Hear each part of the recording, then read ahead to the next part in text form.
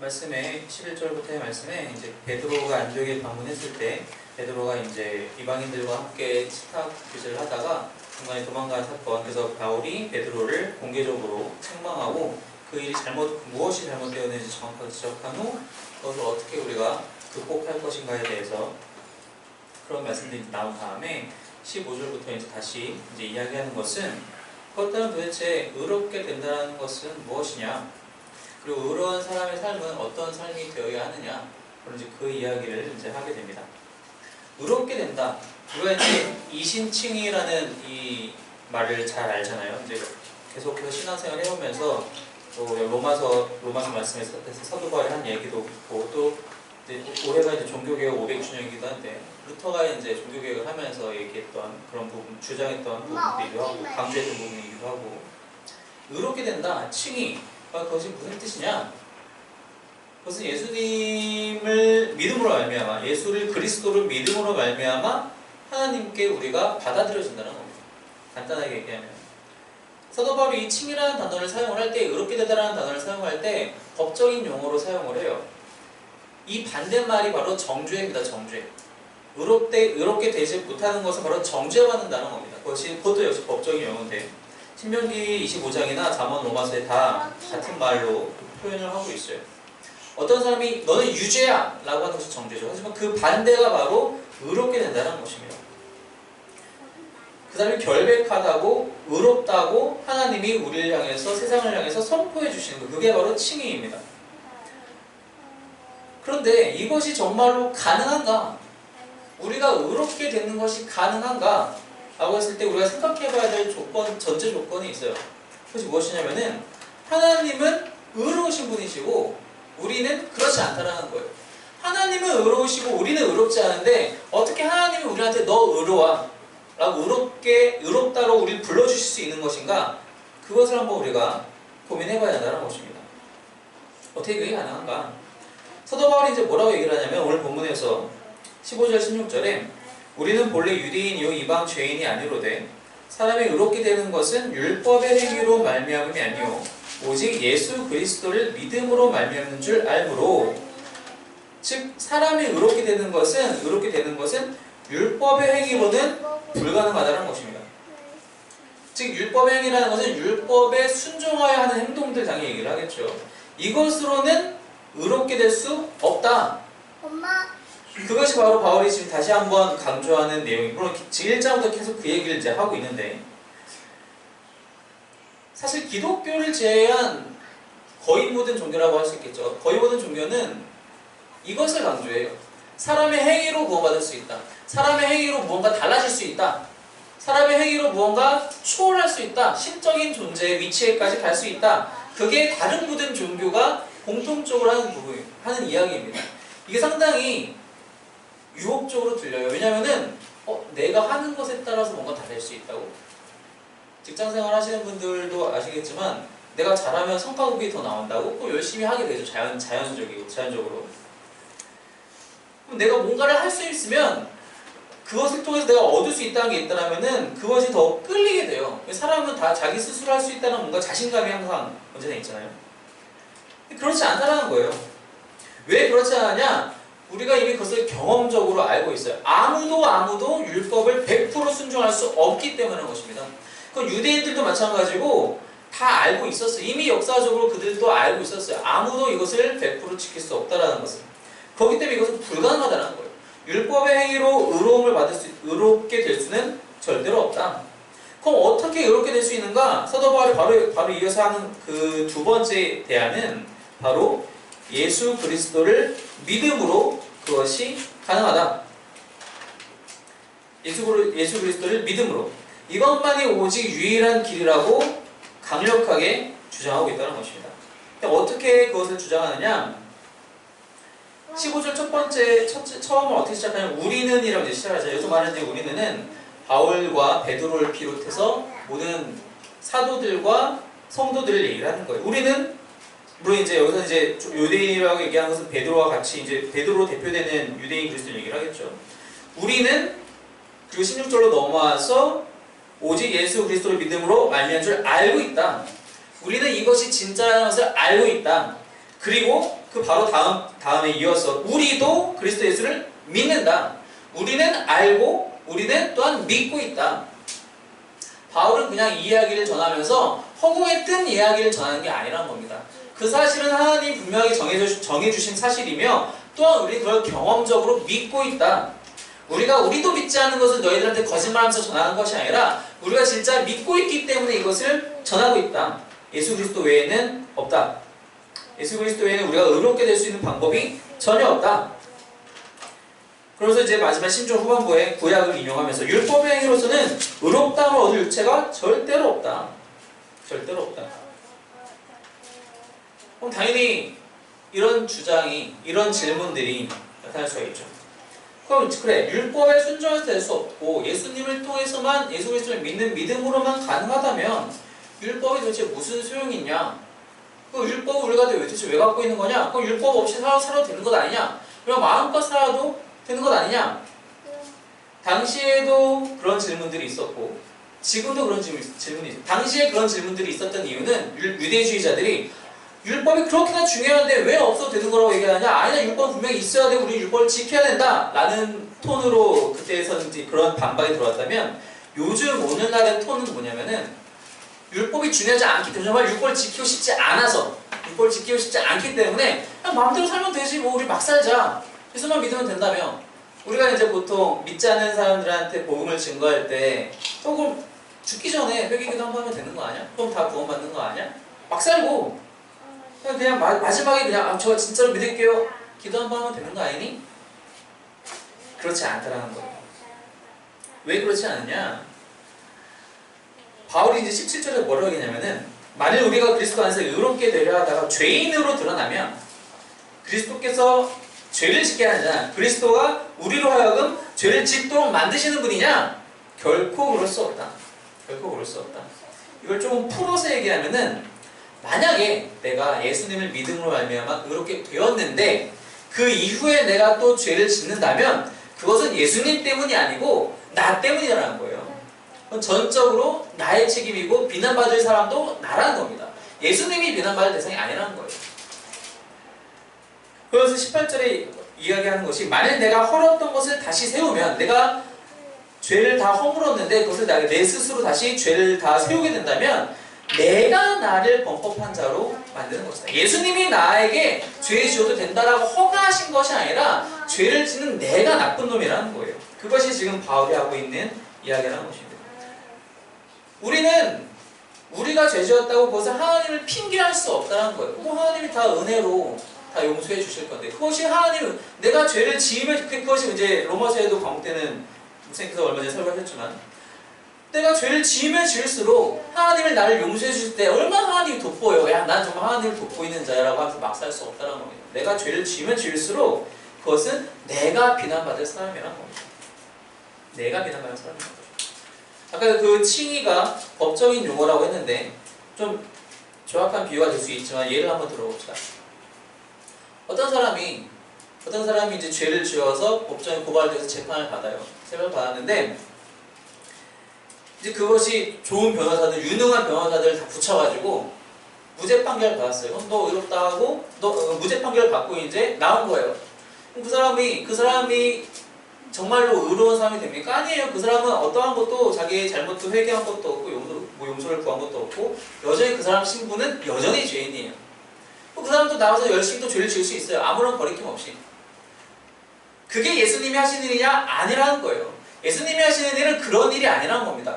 죄인인데 그냥 덮어놓고 그냥 너 죄인 하지 마 라고 하신 게 아니라는 거예요. 그 사도 바울은 그렇게 반박하는 사람들에 대해서 너희들이 반박하는 것 자체도 틀렸고 그 반박의 전제 조건도 틀렸다고 얘기를 합니다. 그래서 어떤 단어를 사용하냐면은 우리가 그리스도 안에 있다면 이라는 단어를 사용을 해요. 그래서 16절도 그 영어 성경을 보면은 오직 예수 그리스도를 믿음으로 라는 그 구절, 전반부에 나온 그 구절이 We have believed into Christ Jesus라고 얘기를 해요. into라는 전치사를 써요. 즉 예수님 안으로 들어가는 들어가는 그 상황이라는 거예요. 우리가 예수님을 믿는 것은 그냥 지적인 동의 차원이 아니라 그리스도 예수 안으로 들어가는 과정이라는 겁니다. 그 믿음이라는 것이. 즉 연합된다라는 거예요. 그것이 우리가 너무나도 유명하게 알고 있는 말씀 2장 20절 말씀. 십자가에서 함께 죽고 예수와 함께 사는 것, 그 연합. 그 연합이 있는 것이 진짜 믿음이다. 그랬을 때 진짜 칭의가 이루어진다. 만약에 너희가 지적으로만 동의하는 수준이라면 그 과정이 일어날 수 없다라는 겁니다. 헬라어 원문 성경도 이 인투라는 단어 전치사와 같은 뜻을 가진 에이스라는 단어를 똑같이 사용을 해요. 그리스도 예수 안으로 들어가는 것. 그냥 우리가 알고 있는 수준에서 넘어서서. 바로 그것이 사도 바울이 얘기하는 진짜 칭의이고 그게 진짜 믿음이라는 거예요. 그러면서 이제 19절에서 내가 율법으로 말미암아 율법에 대하여 죽었다. 그 의미는 무엇이냐? 율법은 우리의 죄를 드러나게 합니다. 그렇기 때문에 그 죄 때문에 우리는 하나님 앞에서 죽을 수밖에 없어요. 그게 원래 우리의 존재입니다. 그것을 만족시켜야 돼. 왜? 하나님이 주신 율법이에요. 하나님이 주신 율법 하나님이 갖다 버리지 않는다는 거예요. 오늘 보면 마지막 절에서도 많이 얘기했지만 은혜도 피하지 않고 율법도 피하지 않는 거예요. 율법이 피하지 않기 위해서는 그 율법으로 드러난 죄가 마땅히 판단되어져야 돼요. 심판받아야 된다는 겁니다. 그래서 어떻게 되느냐? 어떻게 가능하냐? 예수님께서 십자가에서 죽으심으로 말미암아 우리의 모든 죄를 다 지고 가셨다는 얘기는 우리도 역시 그 자리에서 죽었다는 겁니다. 우리의 옛사람은 이미 그 자리에서 죽었다는 거예요. 우리가 예수님과 연합하여 함께 죽음으로 말미암아 율법을 통해서 드러난 우리의 모든 죄가 해결됐다는 겁니다. 즉 나는 율법에 대하여는 내가 이제 죽은 자가 된 거예요. 추상적인 얘기죠. 왜? 나는 여전히 살아있으니까. 우리 여전히 지금 여기 있는 사람 다 살아계신 분들이잖아요. 죽은 사람들이 아니란 말이에요. 그럼 난 지금 어떻게 살고 있는 거냐? 그래, 좀 더 고차원적으로 생각해서 그래, 내 영이 죽었다고 치자. 내 영이 그렇게 해가지고 예수님과 함께 십자가에 못 박혀서, 왜냐면 우리는 지금 시간적으로도 공간적으로 다른 곳에 살고 있으니까. 내 영이 예수 그리스도와 함께 십자가에 못 박혔다고 치자. 그런데 나는 여전히 살아있는데 그건 왜 그런 거냐? 그것을 이제 20절에서 설명을 해요. 이제는 내가 사는 것이 아니요 내 안에 그리스도께서 들어와서 살고 계시다는 겁니다. 그리스도의 영이 하나님께서 보내신 성령 하나님이 우리 안에 함께 살고 계시다는 거예요. 이제 내가 육체 가운데 사는 것은 나를 사랑하사 나를 위하여 자기 자신을 버리신 하나님의 아들을 믿는 믿음 안에서 사는 것이다. 그렇기 때문에 성령 하나님이 내 안에 들어오시면 하나님을 아버지로, 예수 그리스도를 나의 형제로 믿음으로 고백할 수밖에 없게 되는 거예요. 이제 내가 사는 것이 아니기 때문에 내 안에 그리스도께서 사시는 것이기 때문에 내가 죄를 짓는 것이 가능하냐? 가능하지 않다는 겁니다. 이 말에 어폐가 있어요. 그걸 제가 단계적으로 설명할 건데요. 그리스도께서 진정으로 내 안에 사신다면 내가 이제 의롭게 된 이후에는 죄를 짓는 게 불가능합니다. 그런데 사실 우리는 경험적으로 알죠. 우리는 죄를 잘 지어요. 어떻게 된 겁니까? 우리 믿음이 가짜인가요? 우리는 다 그럼 거짓 믿음을 갖고 고백하고 예배드리는 건가요? 그렇지 않습니다.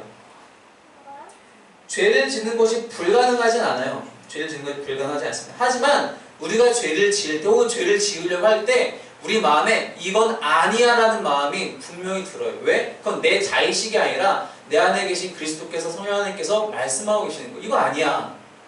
이거 하나님이 원하시는 거니? 이거 정말 하나님이 기뻐하시는 거니? 우리의 마음을 찔러요.